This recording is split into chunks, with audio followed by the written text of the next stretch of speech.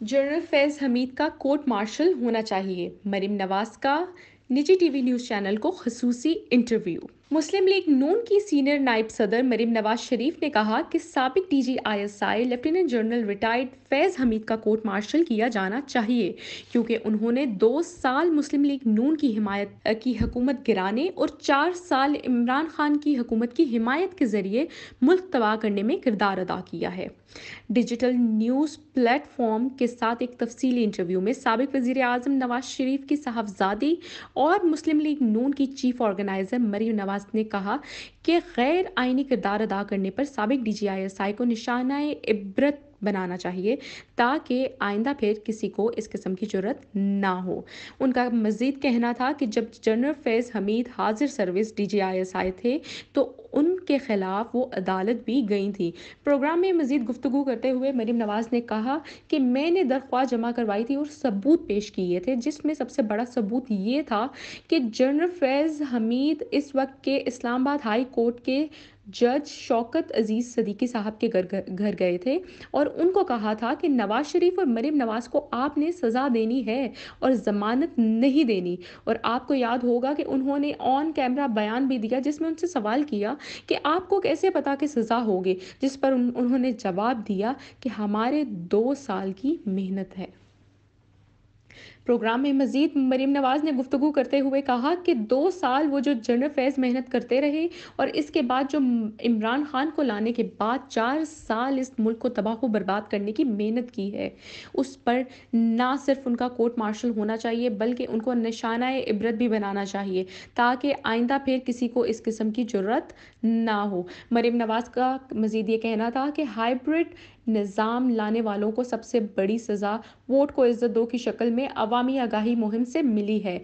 मैं ये समझती हूँ कि ये बड़ी खुश आइन बात है कि साबिक वज़ीर आज़म नवाज शरीफ साहब की ने जो कुर्बानी दी, बड़े ही एहसन अंदाज में लोगों को ये बावर करा दिया कि सब कुछ अपने आइनी किरदार के अंदर अच्छा लगता है और जो इस किरदार से बाहर निकल कर कुछ भी करेगा तो इसके लिए उसको कीमत चुकानी होगी। मरीम नवाज ने प्रोग्राम में गुफ्तगू करते हुए ये वाज़ेह बयान दिया कि वो गैर आइनी किरदार अदा करने के अनासर पर तनकीद तो करती थी, ताहम किसी भी इदारे को हदफ बनाने के हक में वो हरगिज़ नहीं है। ये एक या दो या चंद अफराद होते हैं जो अपनी इन हरकतों की वजह से इदारों की बदनामी का बाइस बनते हैं और मेरा ये ख्याल है कि इदारों को भी ऐसे तमाम अफराद को सज़ा देनी चाहिए और इनका एहतसाब भी करना चाहिए जो इदारों को बदनामी का बाइस बनते हैं, जिनकी वजह से इदारों पर उंगलियां उठती हैं। मरीम नवाज ने इसके साथ कहा कि इस अमल से इदारों की अपनी इज़्ज़त व तकरीम बढ़ेगी और इससे इनकी नेकनामी में भी इजाफा होगा। इमरान खान की रिटायर्ड आर्मी चीफ पर तनकीद बुज़दिली का निशान है। इस सवाल पर कि मुस्लिम लीग नून जनरल फैज़ को तो तनकीद का निशाना बना ही रहे थे, लेकिन वक्त गुजरने के साथ साथ साबिक army chief general Qamar Javed Bajwa पर इसकी तनकीद मौदूम हो रही है। मरीम नवाज का कहना था कि जब जनरल बाजवा हाजिर सर्विस थे तो नवाज शरीफ ने उनका नाम भी भरे जलसे में ले लिया था। मरीम नवाज का मजीद कहना था कि मेरा नहीं ख्याल कि कोई नाम कभी भी मौदूम हो सकता है जब एक पेज अपने पूरे आबोताब पर था और कोई नाम लेने की जुर्रत भी नहीं करता था, तो तब मियाँ साहब ने इससे नाम लेकर ललकारा और ये मियाँ नवाज शरीफ ने बहुत अहम किरदार अदा किया था।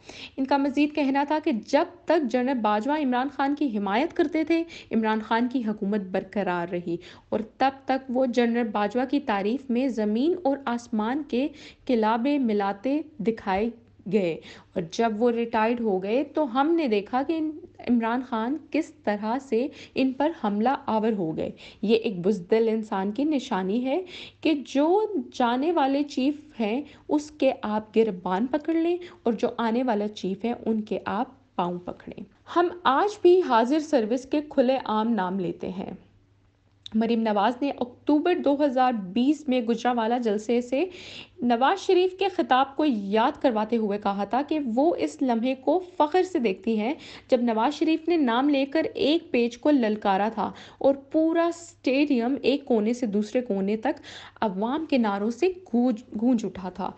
इस दिन से वो जो आगाही अवाम में बेदार हुई और जो इमरान खान की हुकूमत ख़त्म हुई, उसमें नवाज शरीफ की बहादुरी और इस जुर्रत का बहुत अहम किरदार था, जो हाजिर सर्विस लोगों के खिलाफ थी।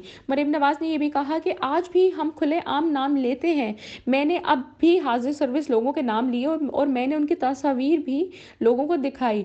दुनिया जानती है कि मैंने ये काम तब नहीं किया जब कोई जाने वाला कमज़ोर हो जाता है। ऐसा तो कोई बुज़दिल शख्स ही कर सकता है। उनका मज़ीद कहना था कि जो मसाइल पाकिस्तान की सियासत या पाकिस्तान के सियासी निज़ाम को लाहक हैं, उनकी निशानदेही मुस्लिम लीग ने तभी की थी जब ऐसे इनासिर पूरी ताकत और इख्तियार में थे।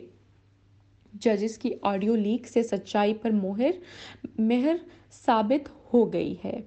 मरीम नवाज का कहना था कि ट्रक की जो कहानी ऑडियो लीक में आई है, वो सिर्फ ट्रक की कहानी नहीं बल्कि इसका पसे मंज़र है।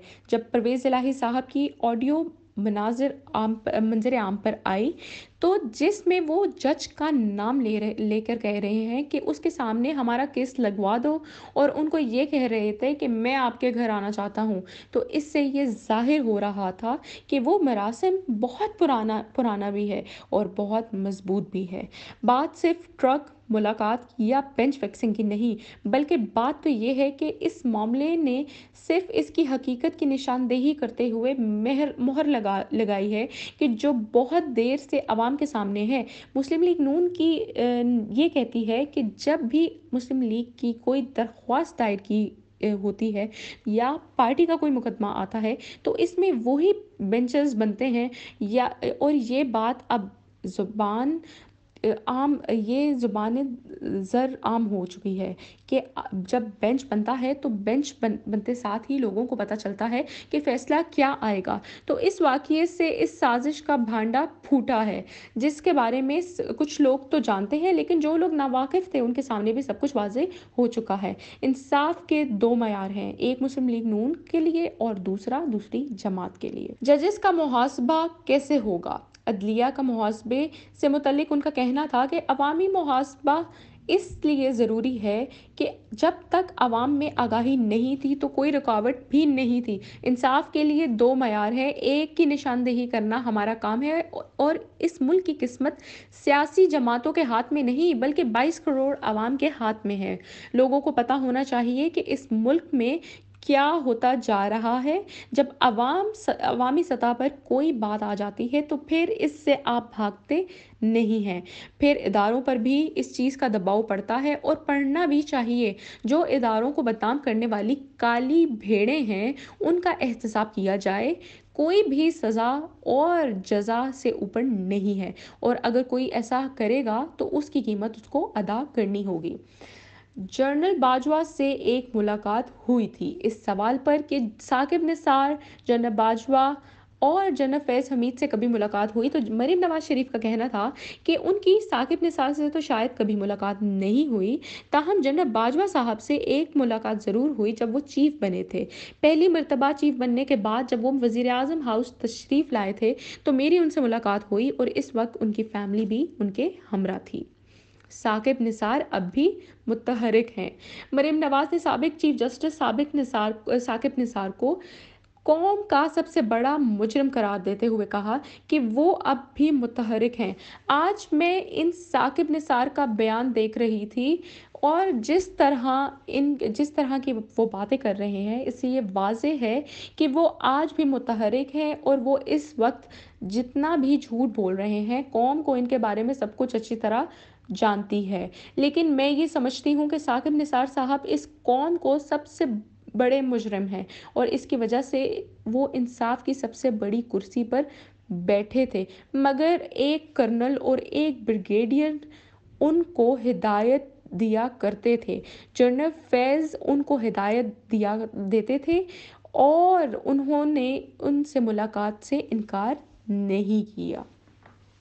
मरीम नवाज का प्रोग्राम में मज़ीद गुफ्तगू करते हुए अपना मौक़िफ़ बयान किया कि साकिब निसार ने कौम पर जो जुल्म किया और जो कुछ उन्होंने एक मुंतखब वज़ीर आज़म नवाज शरीफ के साथ किया, उससे बड़ा जुल्म ये था कि उन्होंने एक नाअहल और नालायक और हर तरह से बदकार शख्स को लाकर कौम पर मुसल्लत कर दिया। फिर सिर्फ मुसल्लत ही नहीं किया बल्कि इस सादिक और अमीन का सर्टिफिकेट भी इसको दे दिया। इनका मज़ीद कहना था कि साकिब निसार अब अवामी इज्तिमा में जाने के काबिल नहीं हैं। वो शादियों पर जब जाते हैं तो पीछे फिरते रहते हैं और शायद छुपते फिरते रहते हैं और शायद यही उनके लिए सबसे बड़ी सज़ा है।